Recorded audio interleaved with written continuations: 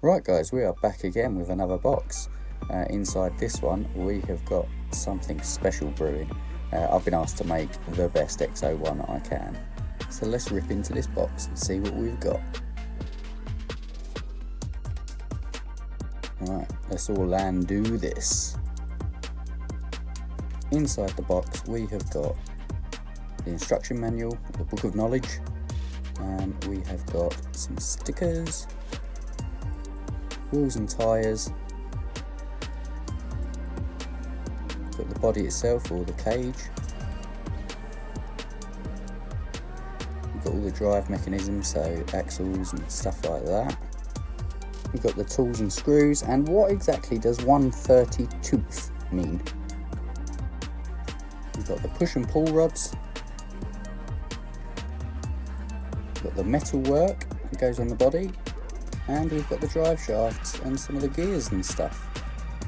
Right, so let's put this away and I'll show you what else we've got. We have the metal motor mount, we have the ME5280 suspension, the longest suspension, we've got the longest rods that we could find, we've got a D4L receiver, we've got the 2.2 gram servo, we've got the MD5260 drive shaft, we've got an MD5350 drive shaft, it's a long one, we've got two of those. We've also got the GA3003 wheel weights, so again we've got two sets of them. And we've got a set of the MA2550 metal axles. Right, let's get this going. So I'm going to do this sped up so it's not as tedious. So I'll start off with the gearbox assembly. That's always a good place to start, so I need the motor out. Got to lube up all the gears and stuff. Gotta love a bit of lube.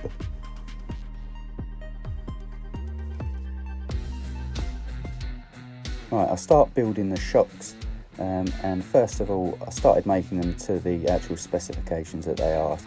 And then I thought to myself, well, I want this to be really low slung. So I want it to be real sloppy suspension on this. So that I think is too much. That's what comes with the suspension. Now that spring is the one from the actual X01. So I think I'm going to go with that one.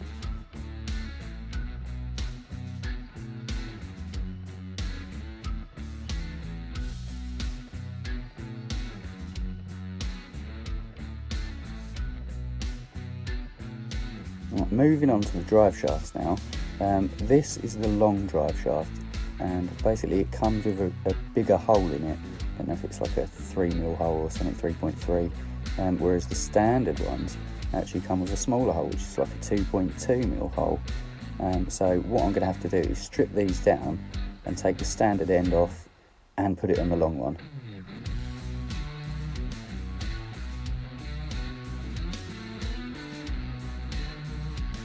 Right, I then had to cut off about 3mm off the end of one of these long ones so it would fit.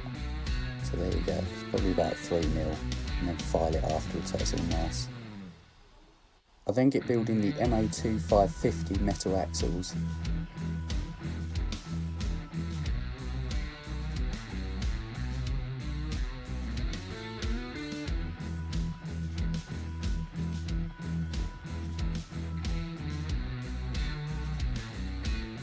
After that, I then start on the soldering. So this is for the LEDs, so it's the light board. I'm going to put a positive and negative cables on there for the headlights. I then solder a different plug onto the end of the LiPo battery, so that way I can plug it straight into the receiver. After that, I then start mounting everything onto the frame itself.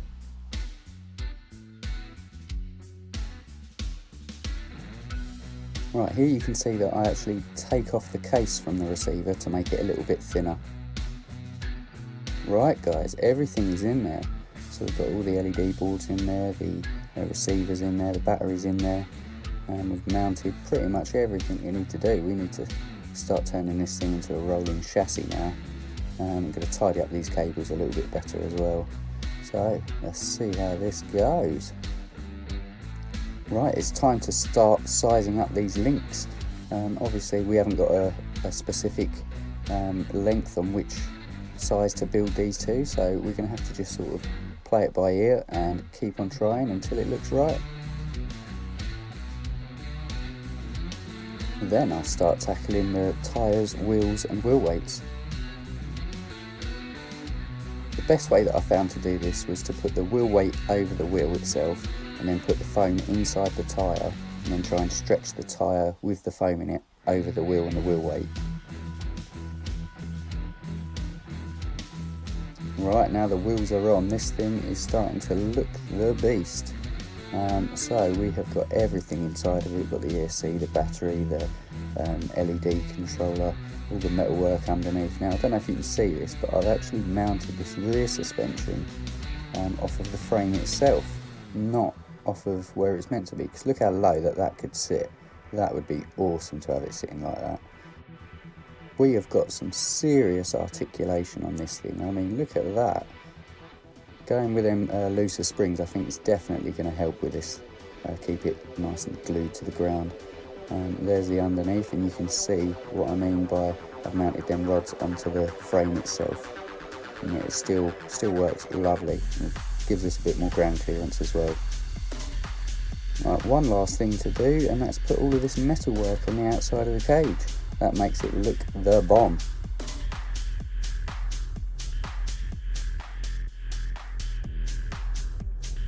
There you have it, look at this bad boy.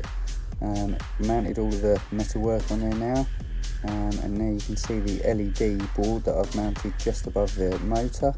Got the ESC and stuff is all mounted up the top. We've got the switch that's been asked for to put on as well, so that can be tucked just inside there. Oh, it's looking amazing. Underneath we've got a lot of metal. Inside there we've got a baked bean can that I've sort of bent into a tunnel shape. I don't know if you can see it from this angle, but yeah, and it's basically there to prevent the drive shafts rubbing on the battery. That might cause a short otherwise, so put that in. We have the LEDs are working. This thing is looking wicked. I'm actually quite jealous of this one. Definitely going to be doing these mods to my own X01, gotta admit. There's only one last thing to do really, and that is test it out before it is that I ship it off.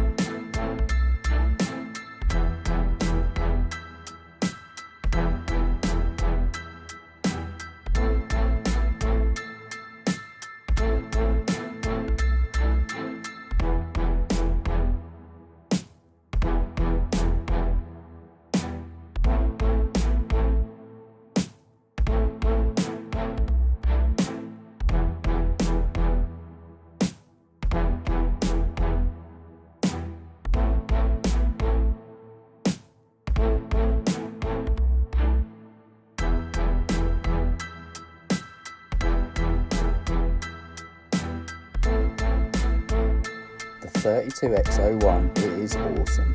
So thanks for watching this video. Hopefully you're going to subscribe. You are going to do it, right? Do it? You're going to do it? Just do it?